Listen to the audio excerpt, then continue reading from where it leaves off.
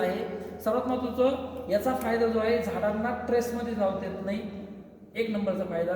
Silicon base असल्यामुळे पानावरती layer तयार केला जातो, त्याच्यामुळे बॅक्टेरियल फंगल इन्फेक्शन डायवर्ट होतात, अल्ट्राव्हायलेट किरणं पण डायवर्ट होतात, हा एक दुसरा फायदा. औषधाचं प्रमाण कमी लागतं, हा तिसरा फायदा. पावसाळ्यात याचा वापर केल्यामुळे तुमच्या औषधं वाया जात नाही, हा चौथा फायदा. आणि सर्वात महत्त्वाचा फायदा, नाशिक जिल्ह्यामध्ये 40, 50, 60 एकरला फवारणी केली जाते आणि 1 एकराची फवारणी कधी नाही, किती नाही म्हटलं तर 2 ते 3 हजार रुपयाची असते. आणि 50 एकराची फवारणी 2,000 रुपये जरी पकडलं तर 1 लाख रुपयाची फवारणी असते. मित्रांनो, याचा 0.5 ml किंवा 1 ml जर त्या मॉलिक्युल्स म्हणजे त्या औषधामध्ये जर याचा वापर केला आणि फवारणी केल्यानंतर विदिन 1 ते 1.5 तासांनी पाऊस जर आला, मी गॅरंटी देतो ते औषधं लागू पडतात. कारण त्या औषधामधला इन्ग्रेडियंट्स म्हणजे औषधामधले जे कंटेंट्स आहे त्या वनस्पतीच्या पानाच्या सेल्स गार्डपर्यंत म्हणजे पर्णरंध्रापर्यंत पोहोचवण्याचं काम हे महत्त्वाचं करतं.